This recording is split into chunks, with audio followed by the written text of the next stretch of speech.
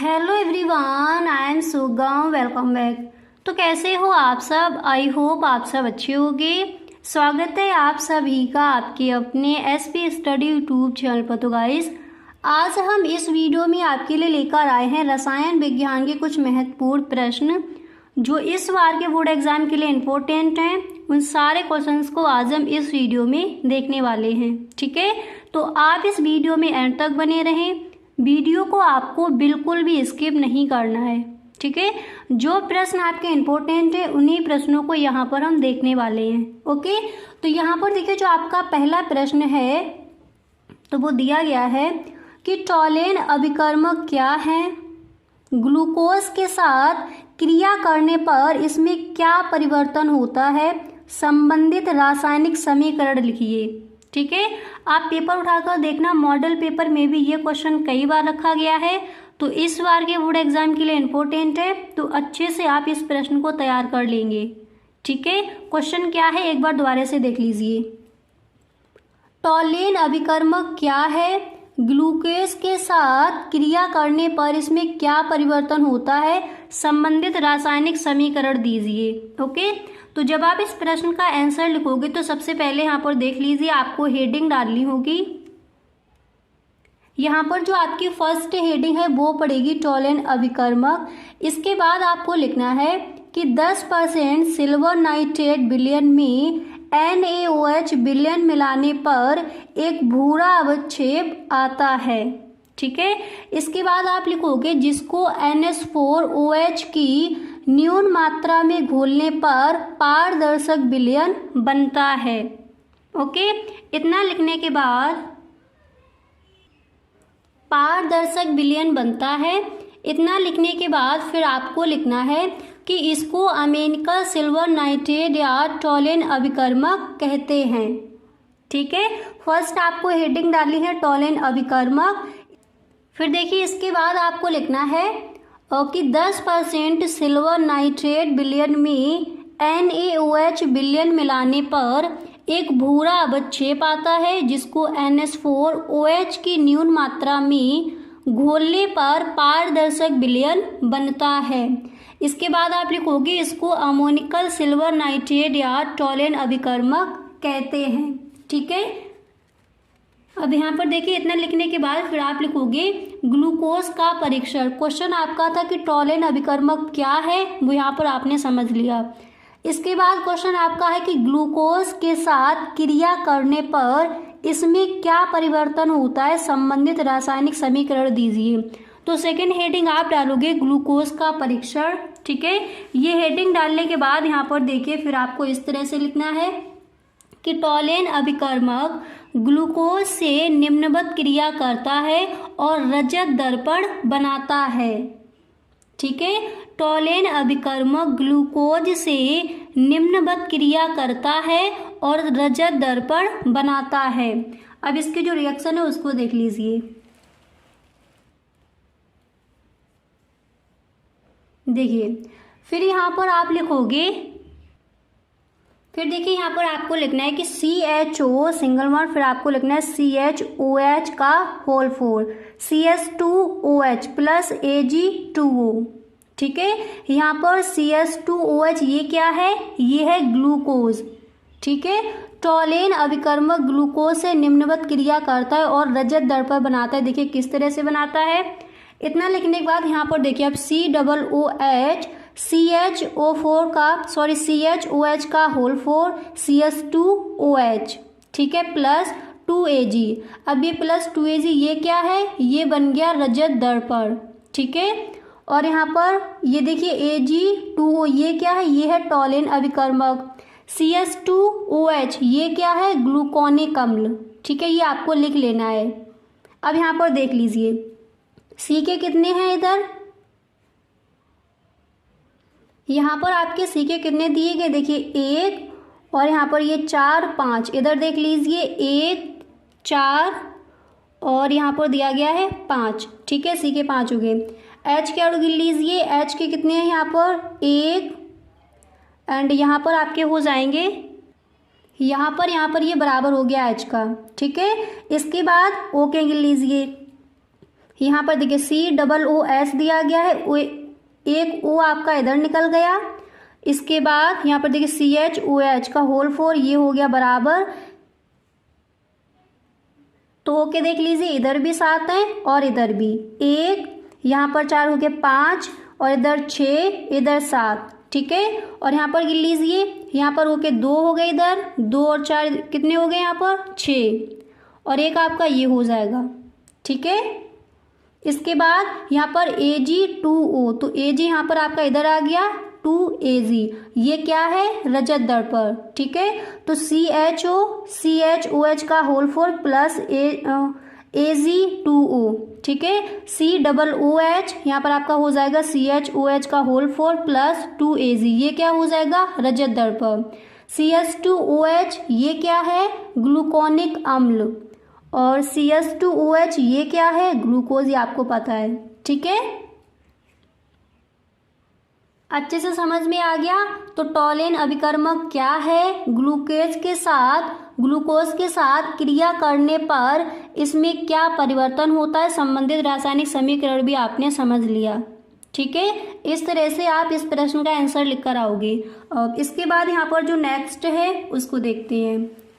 तो यहाँ पर देखिए जो आपका अगला प्रश्न है तो वो यहाँ पर दिया गया है, नेक्स्ट क्वेश्चन देखिए। यहाँ पर अगला प्रश्न है कि कार्बोहाइड्रेट्स क्या होते हैं, इनका वर्गीकरण कीजिए तथा प्रत्येक वर्ग के एक कार्बोहाइड्रेट का नाम व सूत्र भी लिखिए। ओके, इस तरह से आपका क्वेश्चन आज किया जाएगा। तो टॉलेन अभिकर्मक क्या है आपने समझ लिया, ग्लूकोज के साथ उसकी क्रिया करके आपको रासायनिक समीकरण किस तरह से देना है वो भी आपने समझ लिया। अब यहाँ पर समझिए कि कार्बोहाइड्रेट क्या होते हैं, इनका वर्गीकरण करना है और प्रत्येक कार्बोहाइड्रेट का नाम लिखकर, प्रत्येक वर्ग के कार्बोहाइड्रेट का नाम लिखकर उसका सूत्र भी आपको साथ में बताना है, ठीक है। तो जब आप इस प्रश्न का आंसर लिखोगे तो सबसे पहले आपको फर्स्ट यहाँ पर हेडिंग डालनी होगी। हेडिंग आपकी पड़ेगी कार्बोहाइड्रेट्स, फिर आप लिखोगे कि ऐसे पॉलीहाइड्रोक्सी यौगिक जिनमें एल्डिहाइड या कीटोनिक समूह उपस्थित होते हैं कार्बोहाइड्रेट्स कहलाते हैं, ठीक है। इतना लिखने के बाद देखिए, इतना लिखने के बाद फिर आप लिखोगे अथवा वे कार्बनिक यौगिक जो जल अपघटन पर पॉलीहाइड्रोक्सी एल्डिहाइड या पॉलीहाइड्रोक्सी कीटोन देते हैं कार्बोहाइड्रेट्स कहलाते हैं। तो समझ आ गया कार्बोहाइड्रेट्स क्या है, एक बार दोबारा से समझ लीजिए। ऐसे पॉलीहाइड्रोक्सी यौगिक जिनमें एल्डिहाइड या कीटोनिक समूह उपस्थित होते हैं कार्बोहाइड्रेट्स कहलाते हैं। अथवा इस तरह से भी आप बोल सकते हो कि वे कार्बनिक यौगिक जो जल अपघटन पर पॉलीहाइड्रोक्सी एल्डिहाइड या पॉलीहाइड्रोक्सी कीटोन देते हैं कार्बोहाइड्रेट्स कहलाते हैं, ठीक है।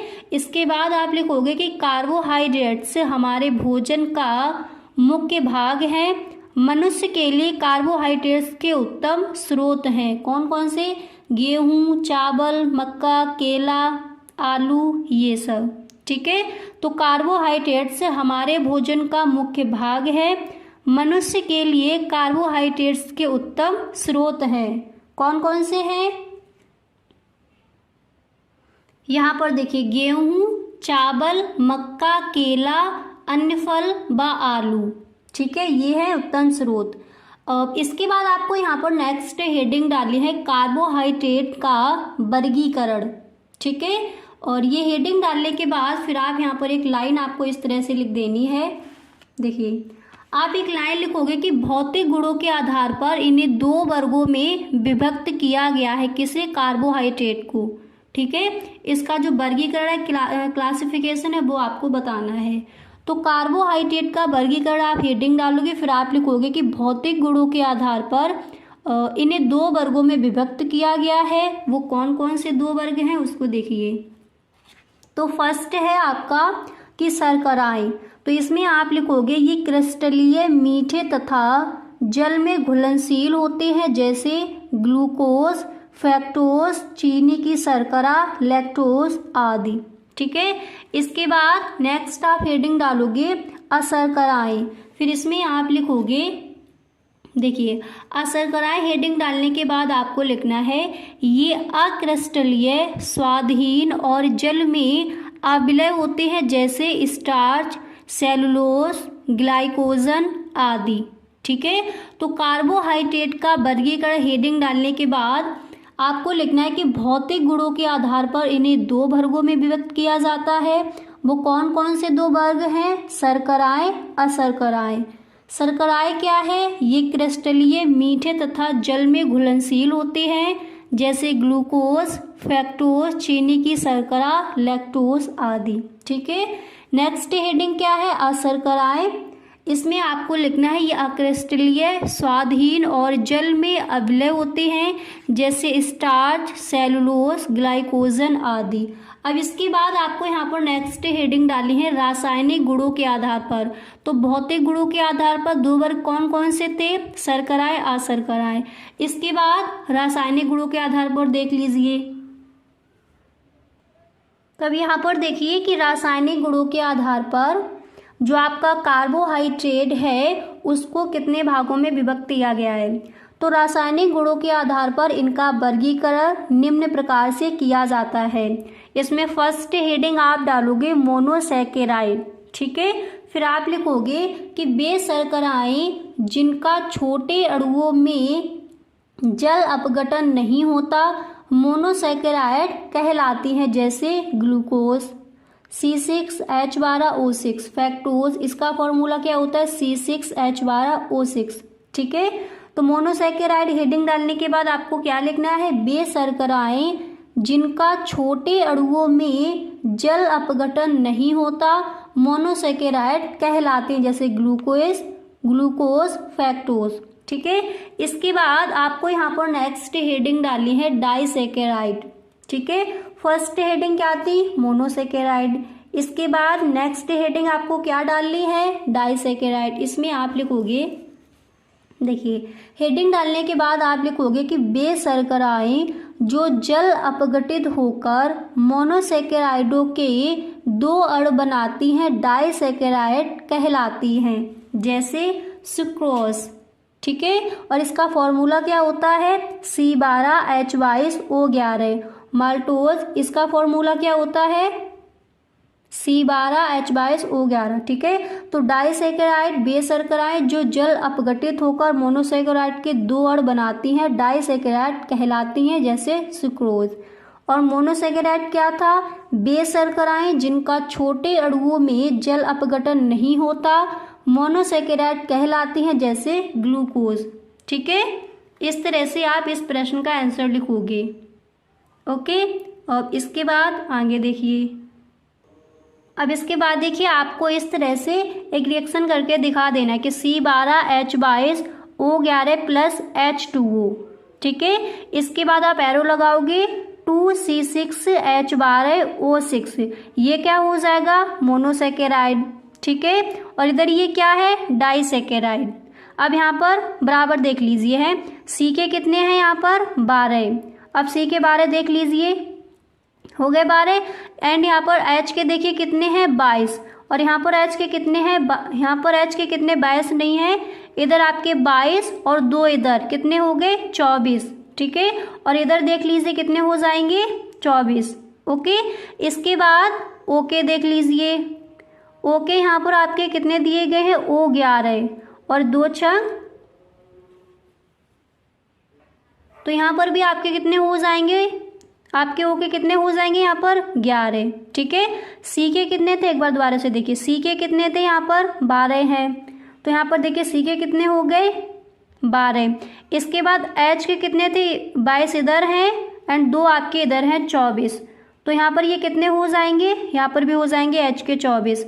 इसके बाद ओ के 11 थे, तो 2 छंग कितने हो जाएंगे? ओके आपके 11 नहीं है, ओके यहाँ पर कितने हैं? 12, क्योंकि ओ 11 यहाँ पर एक ओ का ये दिया गया है, तो कितने हो जाएंगे? 12। 2 छंग कितने हो जाएंगे? 12। ठीक है, इस तरह से। अब इसके बाद यहाँ पर आपको नेक्स्ट हेडिंग डालनी है पॉलीसैकेराइड। ठीक है, फिर आप यहाँ पर लिखोगे, देखिए पॉलीसैकेराइड हेडिंग डालने के बाद आपको लिखना है कि वे शर्कराएं जो जल अपघटित होकर मोनोसैकेराइडों के बहुत अधिक अणु देती हैं पॉलीसेकेराइड कहलाती हैं, जैसे स्टार्च, सेलुलोज। ठीक है, तो फर्स्ट हेडिंग आपने क्या डाली, मोनोसेकेराइड, इसके बाद डाइसेकेराइड, इसके बाद पॉलीसेकेराइड। रासायनिक गुणों के आधार पर कार्बोहाइड्रेट का जो वर्गीकरण है वो रासायनिक गुणों के आधार पर आपको इस तरह से करना है। ठीक है, और भौतिक गुणों के आधार पर उसे कितने भागों में व्यक्त किया गया था, 2 भागों में, शर्कराएं, अशर्कराएं। क्लियर। अब इसके बाद आगे देखते हैं।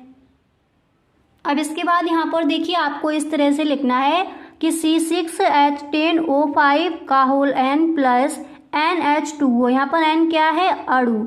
इसके बाद यहाँ पर क्या हो जाएगा, C6H12O6।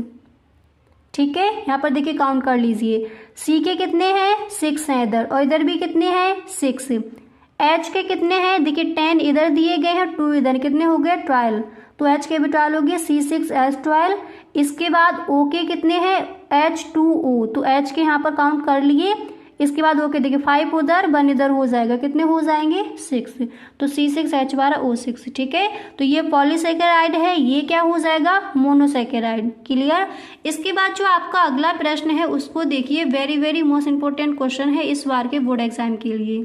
ठीक है, तो इस प्रश्न को आपको सही ढंग से तैयार कर लेना है। क्वेश्चन है कि फॉर्मेल्डिहाइड एवं एसीटल्डिहाइड में विभेद कीजिए, आपको अंतर बताना है। ठीक है, तो जब आप इस प्रश्न का आंसर लिखोगे तो सबसे पहले आपको फर्स्ट हेडिंग डाली है फॉर्मेल्डिहाइड एवं एसीटल्डिहाइड में विभेद। ठीक है, हेडिंग डालने के बाद देखिए, हेडिंग डालने के बाद फिर आप लिखोगे कि एसीटल्डिहाइड यानी I2 NaOH के साथ पीले रंग का आयोडोफॉर्म बनाता है, जबकि फॉर्मेल्डिहाइड यह परीक्षण नहीं देता। तो फॉर्मेल्डिहाइड क्या है, एसीटल्डिहाइड क्या है, इसमें आपको अंतर बताना है। तो फर्स्ट आप क्या लिखोगे कि एसीटल्डिहाइड I2 NaOH के साथ पीले रंग का आयोडोफॉर्म बनाता है, जबकि फॉर्मेल्डिहाइड यह परीक्षण नहीं देता है। इसके बाद यहाँ पर अब देखिए, यहाँ पर ये आपकी रिएक्शन है उसको भी देख लीजिए।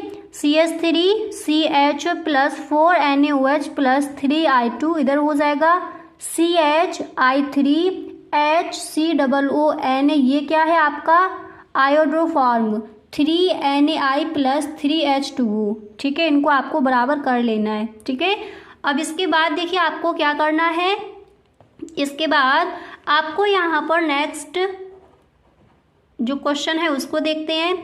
नेक्स्ट प्रश्न है कि अभिक्रिया की आणविकता तथा कोट में क्या अंतर है, एक उदाहरण देकर स्पष्ट कीजिए। कई बार ये क्वेश्चन भी आपका आस्क किया गया है बोर्ड एग्जाम में। ठीक है, तो अभिक्रिया की आणविकता तथा कोट में क्या अंतर है वो आपको बताना है। तो सबसे पहले फर्स्ट यहाँ पर आप हेडिंग डालोगे, आपको हेडिंग डालनी है अभिक्रिया की आणविकता तथा कोट में अंतर। ठीक है, हेडिंग डालने के बाद आप लिखोगे, देखिए हेडिंग डालने के बाद आपको इस तरह से लिखना है कि अभिक्रिया की आणविकता सदैव एक पूर्ण संख्या होती है, जबकि अभिक्रिया की कोट भिन्नात्मक भी हो सकती है।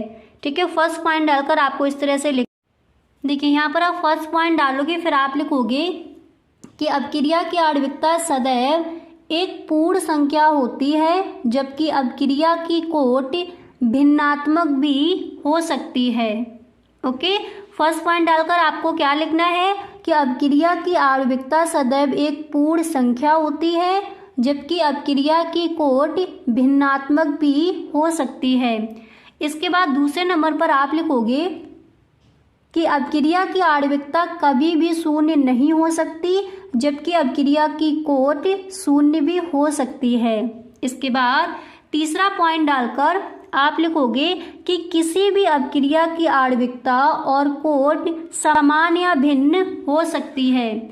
इतना लिखने के बाद देखिए, इतना लिखने के बाद फिर यहाँ पर आप लिखोगे, देखिए चौथा पॉइंट डालने के बाद आपको यहाँ पर लिखना है कि आणविकता अभिक्रिया के पद में उपस्थित भाग लेने वाले वस्तुओं की संख्या है, परंतु अभिक्रिया की कोट अभिक्रिया के वेग और अभिकारकों की सांद्रता में संबंध बताती है। इसके बाद आप लिखोगे कि आणविकता और कोट में अंतर निम्नलिखित उदाहरण द्वारा स्पष्ट हो जाता है, इसका आपको उदाहरण भी देना है। क्लियर? इतना समझ आ गया। अब इसके बाद देखिए इसका जो उदाहरण है वो क्या हो जाएगा। अब देखिए इसका उदाहरण आप इस तरह से लिखोगे कि CH3COO2H5 plus NaOH, CH3COONA plus C2H5OH। ठीक है, इसके बाद CH3COOC2H5 plus H2O, CH3COOH plus C2H5OH। इसके बाद आपको लिखना है कि फर्स्ट द्वितीय कोट की अभिक्रिया है, ये वाली आपकी द्वितीय कोट की अभिक्रिया है, क्योंकि इस अभिक्रिया का वेग CH3COOC2H5 और NaOH दोनों के सांद्रण पर निर्भर करता है। इसके बाद आप लिखोगे जबकि अभिक्रिया दूसरी प्रथम कोट की अभिक्रिया है, क्योंकि इस अभिक्रिया का वेग केवल CH3COOC2H5 के सांद्रण पर निर्भर करता है। ठीक है, इस तरह से आप अभिक्रिया की आणविकता तथा उसकी कोट में अंतर आप इस तरह से दोगे। उदाहरण आपने यहाँ पर देख लिया। ठीक है, तो यहाँ पर देखिए पूरा आपका जो पेपर है वो मैंने बनाया है कि इस बार के बोर्ड एग्जाम के लिए कौन कौन से ऐसे महत्वपूर्ण क्वेश्चन हैं जो आपको तैयार करने हैं। ठीक है, तो पहले यहाँ पर जो आपके विकल्प वाले क्वेश्चन आते हैं उनको देखते हैं। तो फर्स्ट मैंने यहाँ पर लिया है कि 10% द्रव्यमान प्रतिशत वाले ग्लूकोज के 200 ग्राम बिलियन में ग्लूकोज की मात्रा होगी। ठीक है, ऑप्शन देखते हैं पहले। ओके, तो ऑप्शन यहाँ पर हैं 5.0 ग्राम या फिर 10.0 ग्राम या फिर 20.0 ग्राम या फिर यहाँ पर आपका दिया गया 40.0 ग्राम। तो यहाँ पर आपका सही ऑप्शन कौन सा हो जाएगा? तो 10% द्रव्यमान प्रतिशत वाले ग्लूकोज के 200 ग्राम बिलियन में ग्लूकोज की मात्रा होगी, कितनी होगी? 20.0 ग्राम। ठीक है, जो सी नंबर आपका ऑप्शन है ये हो जाएगा आपका राइट ऑप्शन। ठीक है, तो 10% द्रव्यमान प्रतिशत वाले ग्लूकोज के 200 ग्राम बिलियन में ग्लूकोज की मात्रा कितनी हो जाएगी? 20.0 ग्राम। ठीक है, अब इसके बाद यहाँ पर नेक्स्ट देखिए। अब यहाँ पर देखिए इसके बाद जो आपका नेक्स्ट है वो यहाँ पर दिया गया है, आप देख सकते हो। अगला जो बहुविकल्पीय प्रश्न है तो वो है कि सांद्र H2SO4 की उपस्थिति में फिनॉल को थैलिक एनहाइड्राइड के साथ गर्म करने पर बनता है। तो क्या बनता है? पहले यहाँ पर ऑप्शन देखते हैं। तो यहाँ पर ऑप्शन है कि थैलिक अम्ल या फिर फिनॉल या फिर क्विनोन या फिर फिनॉल फुथेलिन। क्या बनता है? तो सांद्र H2SO4 की उपस्थिति में फिनॉल को थैलिक एनहाइड्राइड के साथ गर्म करने पर फिनॉल फेथिलिन बनता है। ठीक है, जो आपका डी नंबर पर ऑप्शन है ये हो जाएगा आपका right option. First A number पर आपका दिया गया कि थैलिक अम्ल, सी नंबर पर ऑप्शन था कि क्विनोन एंड वी नंबर पर ऑप्शन था फिनॉल। तो सही ऑप्शन कौन सा हो जाएगा? डी नंबर, फिनॉल फेथेनिल। ठीक है, अब इसके बाद यहाँ पर नेक्स्ट देखते हैं। ओके, जितने भी यहाँ पर आपको क्वेश्चन बताए जाएंगे सारे बोर्ड एग्जाम के लिए इम्पोर्टेंट है, तो इनको आप लिखते चलिए साथ ही साथ। ओके, अब इसके बाद यहाँ पर आप देख सकते हो नेक्स्ट यहाँ पर दिया गया है कि अर्ध सेल का इलेक्ट्रोड विभव निर्भर करता है। कई बार ये आपका क्वेश्चन बोर्ड एग्जाम में आस्क किया गया है। ठीक है, तो क्या है कि अर्ध सेल का इलेक्ट्रोड विभव निर्भर करता है किस पर? धातु की प्रकृति पर। बी नंबर पर ऑप्शन है विलयन में, धातु आयनों की सांद्रता पर। सी नंबर पर ऑप्शन है तापक्रम पर एंड डी नंबर पर ऑप्शन है उपर्युक्त सभी। तो अर्ध सेल का इलेक्ट्रोड विभव निर्भर करता है किस पर? तो यहाँ पर जो आपका सही ऑप्शन है तो वो हो जाएगा डी नंबर। ठीक है, उपर्युक्त सभी। अर्ध सेल का इलेक्ट्रोड विभव धातु की प्रकृति पर भी निर्भर करता है, विलयन में धातु की आयनों की सांद्रता पर भी, तापक्रम पर भी। तो सही ऑप्शन कौन सा हो जाएगा? जो डी नंबर है वो आपको चूज करके लिख देना है। ठीक है, अर्ध सेल का इलेक्ट्रोड विभव धातु की प्रकृति, विलयन में धातु आयनों की सांद्रता पर और तापक्रम पर निर्भर करता है। ठीक है, इस तरह से आप इसका आंसर लिख कर आओगे। क्लियर। अब इसके बाद यहाँ पर नेक्स्ट देखिए, तो यहाँ पर जो आपका अगला प्रश्न है वो आप देख सकते हो। नेक्स्ट प्रश्न यहाँ पर दिया गया है कि ग्लूकोज या एल्डिहाइड टोलेन अभिकर्मक से क्रिया करके बनाता है। तो क्या बनाता है? Ag2O या फिर Ag या फिर AgCl या फिर AgNH3Cl। तो ग्लूकोज या एल्डिहाइड टोलेन अभिकर्मक से क्रिया करके क्या बनाता है? Ag। ठीक है, ये जो आपका बी नंबर पर ऑप्शन है ये हो जाएगा राइट ऑप्शन। Ag क्या होता है? रजत दर्पण। ठीक है, तो ग्लूकोज या एल्डिहाइड टोलेन अभिकर्मक से क्रिया करके Ag यानी इसको हम क्या बोल सकते हैं? इसको हम बोल सकते हैं रजत दर्पण। ठीक है, और इसका आंसर जो है वो पूरा हमने देखा था जो कल वीडियो बनी थी उसमें। ठीक है, अब इसके बाद यहाँ पर जो आपका नेक्स्ट है इसका समझ आ गया। ग्लूकोज या एल्डिहाइड टोलेन अभिकर्मक से क्रिया करके Ag बनाता है। ऑप्शन क्या आते? फर्स्ट दिया गया था Ag2O या फिर AgNH3Cl या फिर AgCl। तो सही ऑप्शन कौन सा हो जाएगा? B number. अब इसके बाद यहाँ पर नेक्स्ट देखिए, अब यहाँ पर देखिए जो आपका नेक्स्ट है तो वो यहाँ पर आपका दिया गया है, आप देख सकते हो 5 नंबर पर आपका यहाँ पर क्वेश्चन दिया गया है कि क्लोरोफॉर्म का प्रयोग होता है तो किस में होता है? ऑप्शन पढ़िए। फर्स्ट है कीटनाशक के रूप में, इसके बाद सेकंड है एक फफूंदी नाशक के रूप में, इसके बाद 3rd नंबर पर है औद्योगिक विलायक के रूप में एंड 4 नंबर पर है अवशोषक के रूप में। तो क्लोरोफॉर्म का प्रयोग होता है किसके रूप में होता है? औद्योगिक विलायक के रूप में। ठीक है, यहाँ पर जो आपका सी नंबर ऑप्शन है वो हो जाएगा राइट ऑप्शन। तो औद्योगिक विलायक के रूप में क्लोरोफॉर्म का प्रयोग होता है। क्लियर, ये जो आपका ऑप्शन है वो हो जाएगा राइट ऑप्शन। ठीक है, अब इसके बाद यहाँ पर नेक्स्ट देखते हैं। अब इसके बाद यहाँ पर देखिए जो आपका अगला प्रश्न है 6 नंबर पर जो आपका क्वेश्चन है तो वो यहाँ पर दिया गया है, आप देख सकते हो। जो नेक्स्ट प्रश्न है वो यहाँ पर है कि निम्न तत्वों में से लैंथेनाइड तत्व है। निम्न तत्वों में से लैंथेनाइड तत्व है। ऑप्शन देखिए, फर्स्ट है कि Ra एंड सेकेंड ऑप्शन है Ce और यहाँ पर 3rd ऑप्शन है Ac एंड 4 नंबर पर है Zr।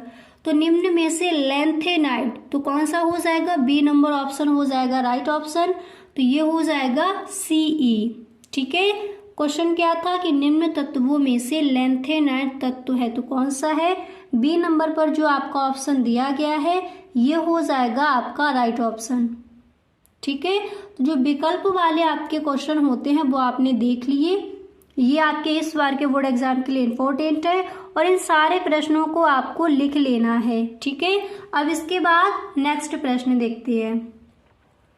अब इसके बाद यहाँ पर आप देख सकते हो जो आपका अगला प्रश्न है तो वो यहाँ पर दिया गया है। जो नेक्स्ट क्वेश्चन है उसको आप देख सकते हो। देखिए अगला प्रश्न है कि अर्धपरागम्य झिल्ली क्या होती है? अर्धपरागम्य झिल्ली क्या होती है? तो जब आप इस प्रश्न का आंसर लिखोगे तो सबसे पहले यहाँ पर आपको हेडिंग डालनी होगी अर्धपरागम्य झिल्ली। ठीक है, और फिर आप लिखोगे कि अर्धपरागम्य झिल्ली एक। इसके बाद यहाँ पर आपको लिखना है, देखिए पहले आपको हेडिंग डाली है अर्धपरागम्य झिल्ली एंड उसके बाद आपको लिखना है कि अर्धपरागम्य झिल्ली एक प्राकृतिक अथवा कृत्रिम सतत सीट या परत होती है। ठीक है, एंड इतना लिखने के बाद फिर आप लिखोगे जिसमें अतिसूक्ष्म दर्शीय छिद्रों का जाल होता है और इन अतिसूक्ष्म दर्शीय छिद्रों से जैसे विलायक के छोटे अणु तो गुजर सकते हैं परंतु विलेय के बड़े अणुओं के गुजरने में बाधा उत्पन्न होती है। ठीक है, तो अर्धपरागम्य झिल्ली क्या है यहाँ पर एक बार दोबारा से देख लीजिए। सबसे पहले आप हेडिंग डालोगे अर्धपरागम्य झिल्ली। ठीक है, उसके बाद आपको लिखना है कि अर्धपरागम्य झिल्ली एक प्राकृतिक अथवा इसके बाद आप लिखोगे कृत्रिम सतत सीट या परत होती है जिसमें अतिसूक्ष्म दर्शीय छिद्रों का जाल होता है और इन अतिसूक्ष्म दर्शीय छिद्रों से जैसे विलायक के छोटे अणु तो गुजर सकते हैं परंतु विलेय के बड़े अणुओं के गुजरने में बाधा उत्पन्न होती है। ठीक है, वो हो जाएगी अर्धपारगम्य झिल्ली। ठीक है, इसके बाद आप यहाँ पर ब्लैक पेन से लिखोगे उदाहरण। इसमें आप लिखोगे चर्मपत्र, अंडे की झिल्ली, कॉपर, फेरोसाइनाइड झिल्ली आदि अर्धपरागम्य झिल्लियाँ हैं। ठीक है, आपको उदाहरण डालकर इस तरह से ये लिख देना है। क्लियर। अब इसके बाद यहाँ पर जो आपका अगला क्वेश्चन है उसको देखते हैं। अब देखिए यहाँ पर जो आपका नेक्स्ट प्रश्न है तो वो यहाँ पर दिया गया है कि अपचायी शर्कराएं कौन सी हैं, रासायनिक क्रियाओं द्वारा उत्तर की पुष्टि कीजिए। ठीक है, और आपका फर्स्ट क्वेश्चन क्या था वो आपने देखा कि अर्धपारगम्य झिल्ली क्या होती है, इसका उदाहरण क्या हो जाएगा वो आपने देख लिया। अब यहाँ पर नेक्स्ट प्रश्न है कि अपचायी शर्कराएं, हाँ, तो आपका अगला प्रश्न है कि अपचायी शर्कराएं कौन सी होती हैं, रासायनिक क्रियाओं द्वारा उत्तर की पुष्टि कीजिए। तो जब आप इसका आंसर लिखोगे तो सबसे पहले आपको यहाँ पर फर्स्ट हेडिंग डालनी है अपचायी शर्कराएं। ठीक है, एंड इसके बाद यहाँ पर आप लिखोगे कि वे सभी कार्बोहाइड्रेट्स जो फेलिंग विलयन को क्यूप्रस ऑक्साइड यानी Cu2O के लाल अवक्षेप या टॉलन अभिकर्मक को सिल्वर में अपचयित कर देते हैं, अपचायी शर्कराएं कहलाती हैं। एक बार दोबारा से देख लीजिए कि अपचायी शर्कराएं आखिर क्या है। देखिए वे सभी कार्बोहाइड्रेट्स जो फेलिंग विलयन को क्यूप्रस ऑक्साइड यानी Cu2O के लाल अवक्षेप या टॉलन अभिकर्मक को सिल्वर में अपचयित कर देते हैं, अपचायी शर्कराएं कहलाती हैं। ठीक है, इसके बाद आप लिखोगे सभी मोनोसैकेराइड, डाइसैकेराइड, सुक्रोज को छोड़कर अपचायी शर्करा है। ठीक है, इस तरह से आप लिखोगे तो समझ आ गया कि अपचायी शर्करा क्या है।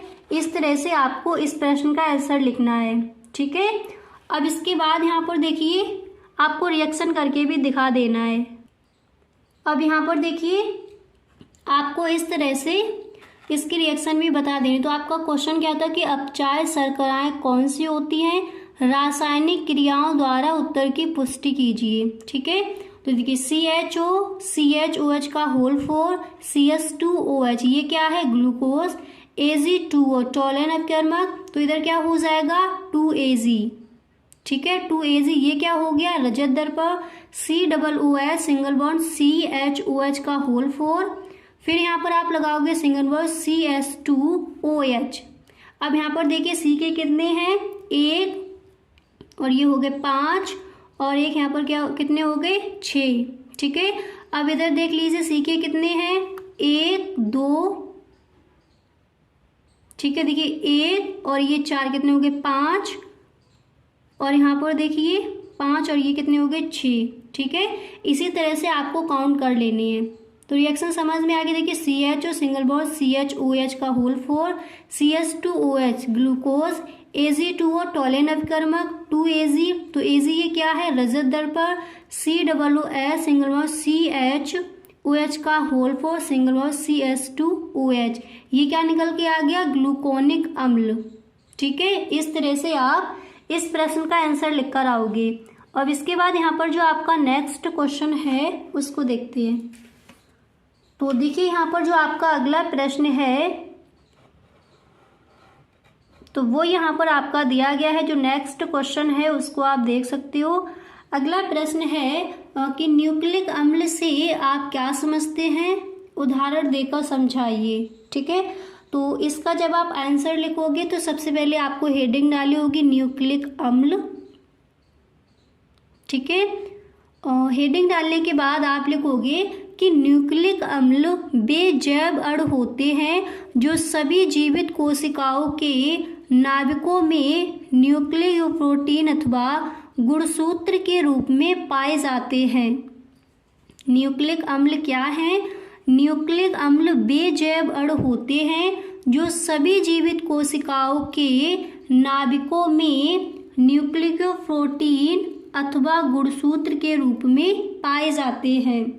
फिर आप लिखोगे कि न्यूक्लिक अम्ल, इतना लिखने के बाद आप लिखोगे न्यूक्लिक अम्ल दो प्रकार के होते हैं। ठीक है, कौन कौन से? DNA, RNA. डीएनए का पूरा नाम क्या है? डीऑक्सीराइबोस न्यूक्लिक अम्ल, और आरएनए का राइबोस न्यूक्लिक अम्ल। ठीक है, तो न्यूक्लिक अम्ल दो प्रकार के होते हैं, कौन कौन से? DNA, RNA. अब इसके बाद जो यहाँ पर आपका नेक्स्ट प्रश्न है इसको देख लीजिए। अगला क्वेश्चन यहाँ पर है कि किसी प्रथम कोटि की अभिक्रिया का वेग स्थिरांक 6.93 × 10⁻⁻1 मिनट है। इस अभिक्रिया की अर्ध आयु की गणना कीजिए। एक क्वेश्चन आपका आता है ये। ठीक है, तो इसको भी आपको देख लेना है। तो देखिए किस तरह से आपको करना है। प्रथम कोटि की अभिक्रिया का अर्ध आयु काल का सूत्र क्या होता है?